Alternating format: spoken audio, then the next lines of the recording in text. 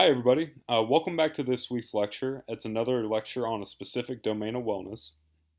We're going to specifically be talking about emotional well being.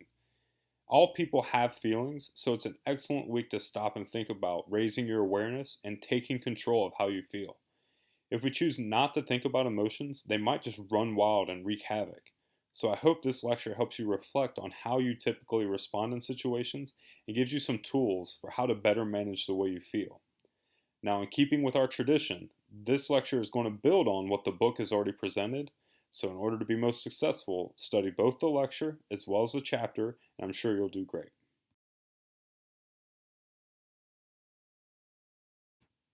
All right, so here is our plan for today.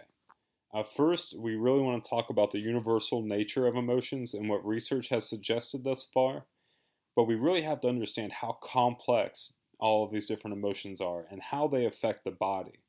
So the connection between emotions and how you feel physically is going to be really important.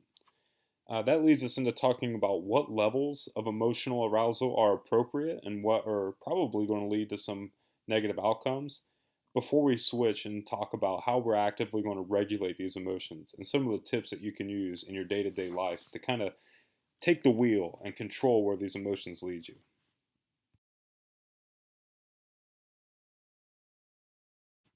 The number one point is that all humans are emotional. Some of us put on this tough face, but that doesn't mean that emotions no longer exist. Anything from a laugh, a cry, a frown, or a smile all represent emotions, and humans simply can't escape them. The animal kingdom, however, shows varying levels of emotions, and emotional expression is key. Say we cross paths with another human being. If we saw them smiling or scowling, we would have a much better idea of what that person was thinking or how they were feeling. If we saw someone smiling, we might smile back or say hi. However, a scowl might tell us that that person is upset and that we should leave them alone. Now, take the chart on the right of the slide here. If we saw a trout, we would have little to no idea how that fish was feeling.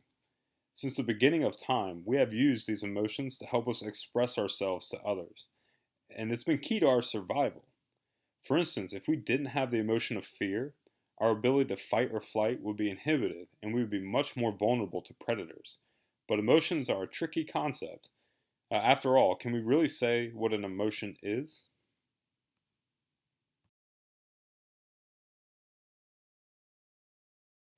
There are many different theories about what an emotion is actually made of. To start, when do emotions occur? There are multiple different theories. You might actually recognize this graphic. I've seen it in tons of different textbooks, and I think it does an excellent job in illustrating the different timelines of emotional theories. Consider that you were walking along and you saw a bear and became afraid. Would you need to think about that fear or that bear before you became scared? For instance, maybe the bear is in a cage at the zoo or it is free roaming with nothing protecting you. Those two situations might cause significantly different emotions. Some theorists say that we think first about a stimulus and then our body reacts with fear by causing our heart to pound, our muscles get tense, adrenaline flowing, and so on. Others say that we respond emotionally and we feel those sensations first and then we think afterwards. And we might calm ourselves back down by saying, no, this is a bear just in the zoo. And the thinking, and still a third group of thought says the thinking and the feeling occur at the same time. So if you'd like, you can pause the lecture here and look over this graphic some more. But let's continue to move on and talk more about what emotions are.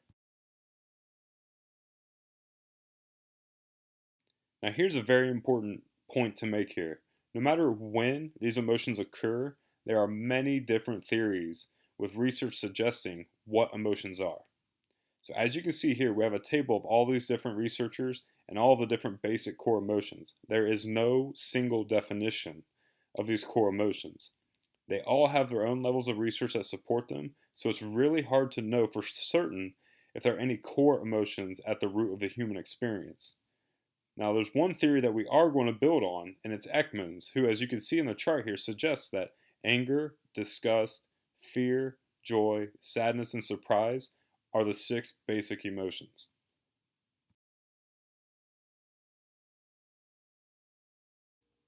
So we chose Ekman's research because they suggest that there's these basic emotions that are tied to universal facial expressions. And we talked about how important it is to recognize and interpret those expressions. So, for instance, do people all over the world smile when they're happy? Do we, based on our culture, create our own emotions? People in different parts of the world might attach different emotions to different events, so we kind of create our emotional responses. Or maybe we're just showing those same emotions differently? So consider this chart. Understanding that there are many different expressions that are unique to each culture, for instance, showing teeth when you smile is disrespectful in some countries. Ekman found that there seem to be certain universal characteristics of smiling and other facial expressions that seem to exist worldwide. Even though we may laugh or smile in different ways, knowing that all humans show happiness in a similar way helps research understand that emotions are in fact a universal human experience.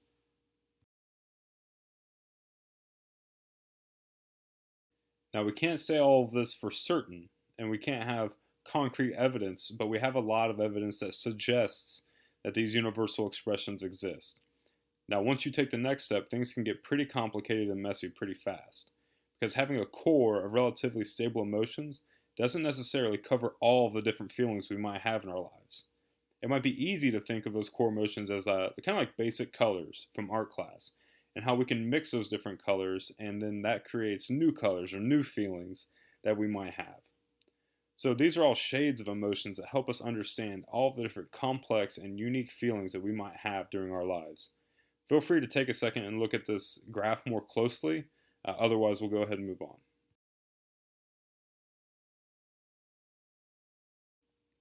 So here's another image that helps us illustrate the complexity of all these different emotions. As you grow further and further from the center of those core emotions, you can see that each comes with all of these little nuanced shades of feelings. The core emotions in this wheel don't match the ones in the previous wheel, etc., but it gives you an idea of how they can continue to split, mix and match, and pair all of these different emotions until we have many different types of feelings. Knowing that these emotions are complicated, let's kind of think about how they affect us physically.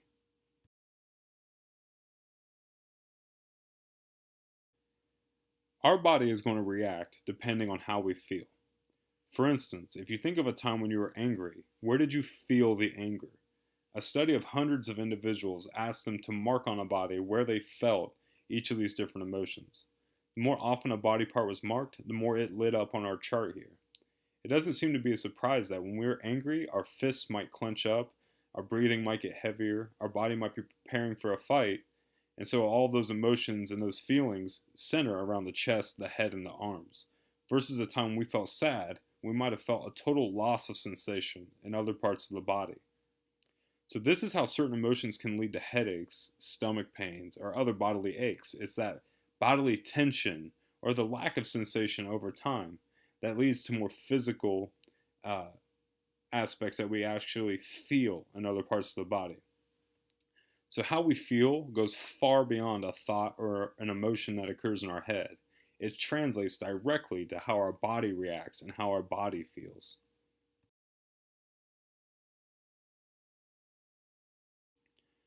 So naturally, my next thought is, what then is an appropriate level of emotional arousal? Well, let's take a look at the Yerkes-Dodson curve. It's a really simple chart that does an excellent job at illustrating our performance. We can think of stress as a form of emotion. And that emotion, let's say fear, could be an emotion that something bad might happen, right? Well, if you picture someone who's lacking emotion, they may sit quietly or be bored. They might actually even be depressed or very sad.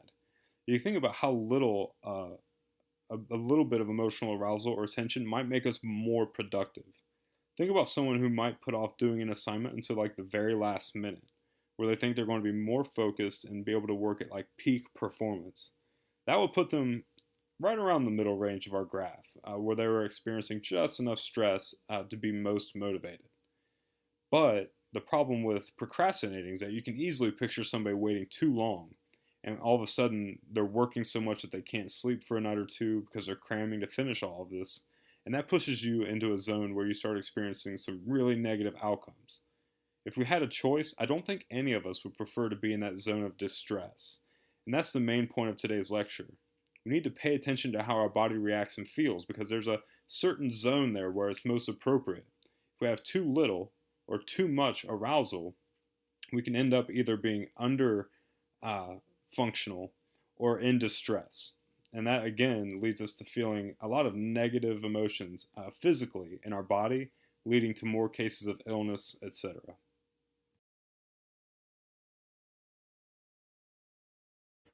All right, so we kind of talked about what emotions are. We really briefly covered the research behind emotions, and we talked about how it affects your body and your immune system. So let's shift gears and talk more about how we can regulate emotions. This might be a new topic for a lot of us, so we should stop and think for a minute about what emotional regulation looks like. And so when you're trying to think of something new that you're not familiar with before, it might be a little difficult. It might be easier then to start with the opposite. So, what do you think a lack of emotional regulation looks like? If someone had zero emotional regulation, what would you see? That usually gives us a few quick images of some less than optimal behaviors. So, now take the next step then and think about if that's what a lack of emotional regulation looks like, how could you improve upon it? So if your image was a person who gets very angry very easily, it wouldn't be hard to picture how that could damage a personal relationship, and you can take the next step to think about how it could be better. Now, everyday emotional regulation may not only apply to some of those scenarios we thought of, some of those extremes where someone has zero emotional regulation, but it's certainly going to get us going, and it's going to help us understand how it affects our relationships, how emotional regulation can affect our happiness, and as we just talked about, how it can physically affect our health on a constant basis. So it might not completely disrupt all of our systems like it does if someone easily blows up when they're too angry, but it can consistently push or pull our health in all these different areas and make a big impact over time.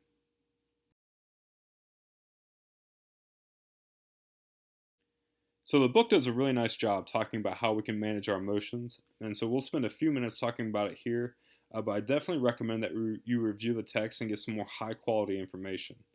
Much like we've talked about in other areas of wellness, we can take control of our emotions, and that's what I really want to emphasize. So for me, it's easy to think about it visually, and I think of our emotions like traffic. And if we left it unchecked, you could have messages of anger crossing paths with sadness and happiness, and it's all coming into a very messy kind of traffic jam that causes much more issues. So by taking a good look at the roads and the traffic patterns, we can eliminate some of these jams or accidents and make sure that we keep these emotions moving in the direction that we want them to move in. We keep traffic flowing.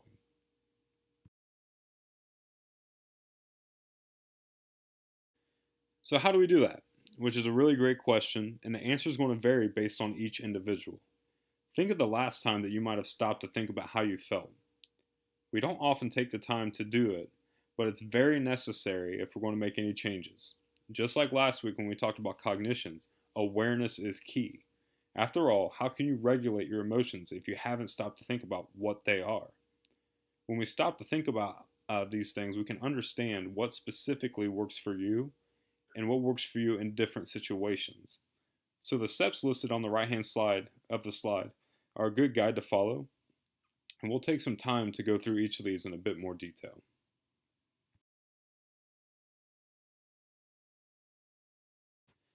Now, before we move through each of those steps, think more about becoming more aware of how you feel. An increasingly popular phrase around emotional wellness is mindfulness. Being mindful is similar to meditating, but we can be mindful anywhere and at any time. You can think about how you are feeling and what you're experiencing while you're walking to class, while you're printing your papers, while you're driving on the road, etc. You can really stop and think about how your body is feeling, where you're tense, etc. It essentially consists of doing a body scan, and you're recognizing how different parts of your body feel. So for instance, if you listen to my voice and follow my instructions, I'll take you through a little body scan right now. Sit in a position that makes you more comfortable, and you can start by paying attention to your breathing. As you start to notice your breath, try to slow it down a little bit, with nice long breaths in and easy and slow breaths out. Starting from the top of your head, start relaxing your muscles in your eyes, your forehead, your jaws, the backs of your neck, etc. Now with each breath, continue to work down. So now you're relaxing your shoulders, your upper back, maybe your belly. With each breath, continue to release the muscles. Now slowly take your time and start releasing the muscles and the tension in your hips, your thighs, and calves. And with each additional breath, continue working down until you start finishing by breathing that relaxation into your feet and your toes. Maybe giving your toes a little wiggle so you can relax those and let out the tension. Now continue to breathe and pay attention to these areas of the body. Have any of those parts of the body started to tense up again? Which areas? What can you do to help those areas relax? Trying to keep your body relaxed. Now bring your eyes back to the lecture. You can do that breathing relaxation exercise anywhere you go. Keep in mind that which areas of your body seem to be the popular spots for tension. You can continue to do this with emotions by recognizing them and stopping to understand them. Too often we try to sweep our emotions under the rug, and when we do that, we don't learn anything from our feelings. Let your feelings exist and work to describe them the best you can. When they exist and you understand them, you can bring that into your awareness, and that gives you the opportunity to make changes to them.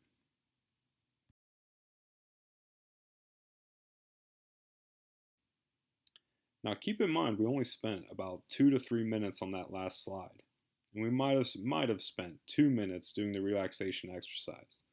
Something that simple can really make a big impact in how you're feeling. It can let go a significant part of the tension that you might be carrying around. Now with that in mind, let's pick one experience that you've had recently that made you feel some sort of way. It can be a happy memory or one that made you sad or angry or any other emotion in between. Let's keep that experience in mind as we move on and talk about regulating our emotions.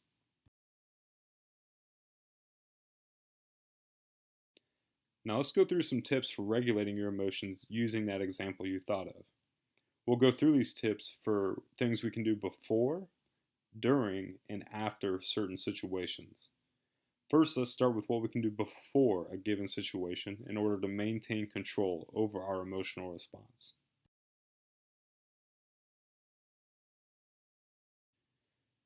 So the first step is going to be controlling the situations we put ourselves into. For instance, if driving during rush hour makes you upset, you can find ways around the crowded streets by either leaving earlier or later to avoid the traffic jams. For me, my example is a crowded grocery store. I really don't like crowded grocery stores with all of the people bumping into one another, having to wait to grab your groceries, and just stepping on everyone's toes is really stressful for me. So I choose to go to the store at times to avoid those peak crowded hours. You can do this by avoid going to places at certain times, avoiding certain places altogether, maybe taking a completely different route home to avoid traffic, avoiding people who might upset you, etc.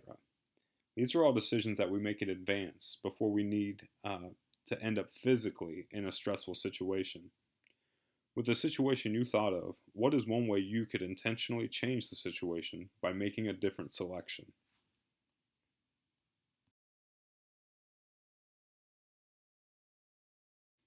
Now, one of the little tips I'll give that's not in the notes of the book is that for every one opportunity you have to get upset with somebody else, or if you get upset with a certain situation, think of two things you could have done differently. All right, and so we just talked about what we can do before a bad situation occurs. Let's switch now and think about things that we can change during one of those stressful events if we unfortunately find ourselves in one of those stressful situations. Keeping in mind that for every one bad thought we have, there are two solutions. There are two positive thoughts we could have that can help us improve our outcomes or our emotional regulation, etc.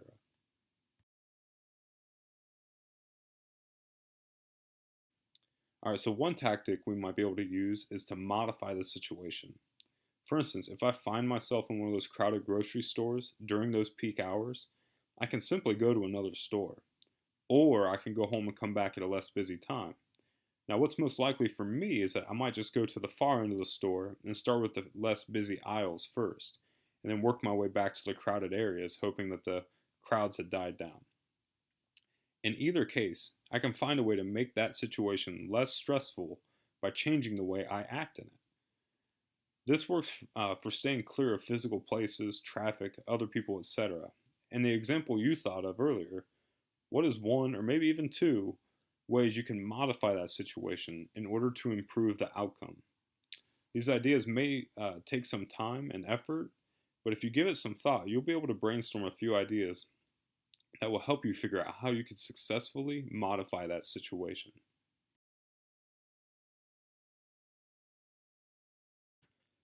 Another tactic could be regulating your emotion by shifting your attention. For instance, when you're driving in rush hour, you might try to distract yourself from all the traffic by listening to the radio or podcasts. Now, me, while I'm grocery shopping, if I get stuck in one of those crowds, I might just take some time where I'm at to browse for deals on items I don't usually shop for. In each situation, we're distracting ourselves from the situation at hand. Have you done this before? Can you think of a way that you could shift your attention in the example that you thought of earlier?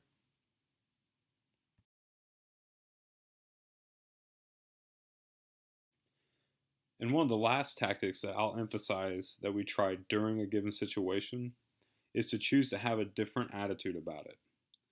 This can include reappraising the situation or finding the positives or the silver lining.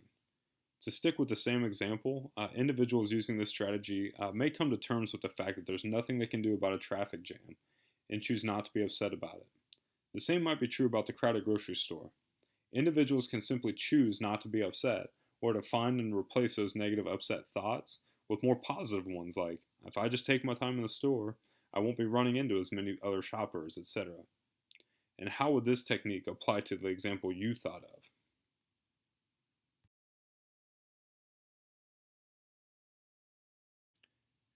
Alright, so now let's shift gears and let's talk a little bit more about what we can do after a situation has already occurred that'll help us change the way we feel about it or improve our ability to regulate our emotions.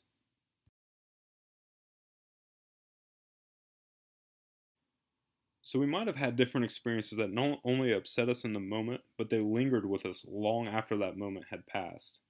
After a certain situation, we have an opportunity to choose how to label that situation. We can look back on the situations that upset us and experiencing those same emotions all over again. But as we practice regulating those feelings, we can start to choose how we want to remember that situation. This can include choosing to be happy that something happened or being okay with the fact that something negative happened and choosing to find the lesson that you learned from the experience. Studies have shown that people who keep a journal of things that they're grateful for become more positive and report higher levels of life satisfaction and lower levels of stress, which leads to better functioning immune system, etc. We might be able to find someone who can always find something wrong or negative in a situation, but very few of us take the time to find the aspects that we're actually thankful for. How might this tactic work in your example? Like I mentioned before, a really helpful tip I've found in my clinical practice is that for each negative thought that you have or each negative reaction, find two things that you're positive or thankful for. So, can you think of ways to include this in your example? Again, it might take you some time at first, but the results are very worthwhile.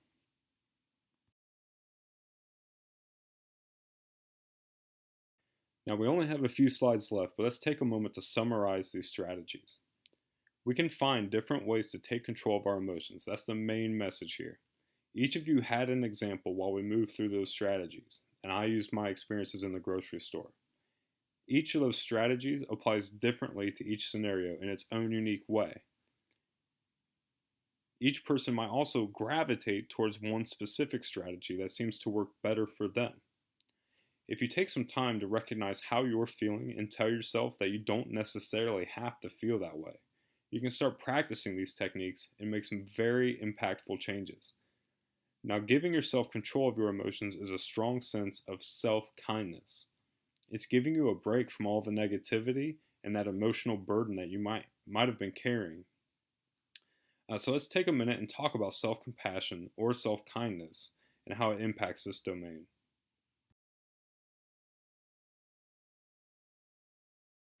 Now, this is definitely a key point of this lecture, so I would definitely tell you to pay attention to this portion here. Often we hear the saying that we're our own worst critics or we're very hard on ourselves. And that might be really true for each of us. Sometimes we say things to ourselves or about ourselves that we would never say to or about another person. Think of experiences that you have that might have caused you to react this harshly, or how you typically go about judging yourself, and ask if it's the way you'd really like to be judged, or if it's the way you'd be willing to judge other people. Think about how those thoughts or judgments would make you or someone else feel, and what alternative thoughts or feelings that you could say or express in those situations. Like we've talked before, how can you replace those? Now, over time, we come up with these automatic patterns for how we think about ourselves. Remember that cognitive lecture where we talked about how those neurons get stronger and it becomes much more automatic. Consider taking some time to be intentional and to show yourself better levels of compassion. This is important for being less stressed and much more happier. But finding ways to be more compassionate with ourselves also is going to help us be more compassionate with other people.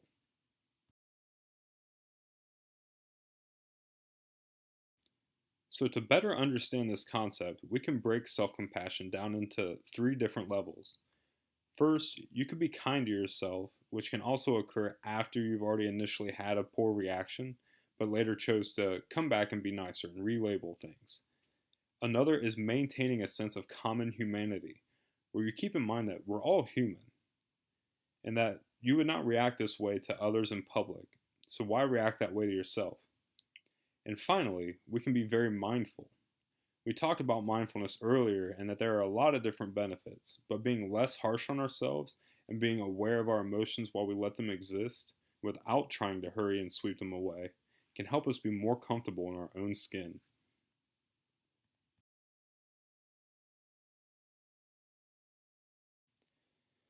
And so that can help you think about the differences between your thoughts and your feelings, or your IQ and your EQ, the intelligence quotient and the emotional quotient. We can think of the famous TV characters who may have extremely high IQs, but their lack of EQ still gets them into trouble. Many researchers support the idea that our EQ is up to 4 times as important in our lives as our IQ. You can think about how often you try to understand whether or not another person is happy or sad, or gauge how they're feeling, and how we treat people differently based on how they feel. And it starts to make more sense as to why the EQ is so important. If we ignore our emotions and don't stop to understand and learn from them, we are damaging our ability to function. That is the same kind of functioning that we may do by ourselves when we have certain thoughts or feelings, as well as how we would function around other people.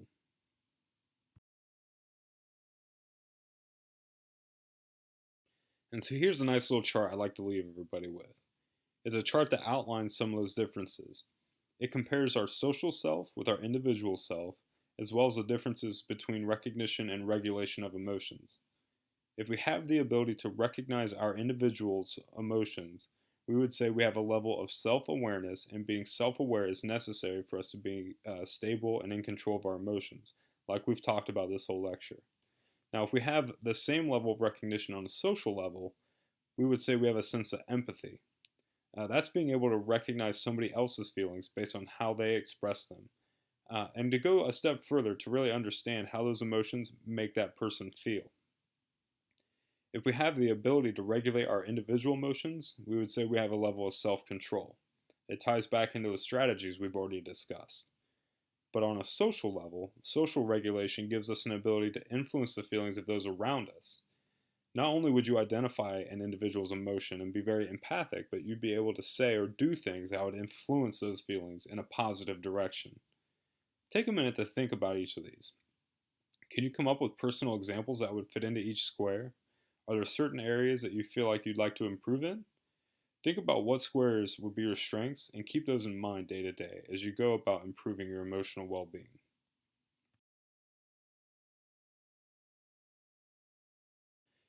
And with that, let's summarize what we've talked about today.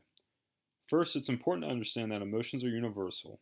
We might not have a perfectly clear understanding of them, but we know that it's something that we all experience. Next, given that we know that they exist, it's important to understand that we have control over these emotions. We have many different strategies that we could use before, during, or even after a situation that helps us control how we feel, which impacts our overall level of happiness and well being. Understanding how we react might also help us understand how we treat others. High levels of self compassion are often tied with being more compassionate to other people, and vice versa. If we're very harsh and negative with ourselves, we'll likely be very harsh and negative in our judgment of others. But it all takes a level of mindfulness. Like we've always said, you have to be aware first. And where we let emotions exist, and we're able to sit with them in order to understand what they mean and how they impact us. I hope this lecture was helpful for you, and if there are any questions, don't hesitate to ask. If you don't have any, good luck on your quiz and be well.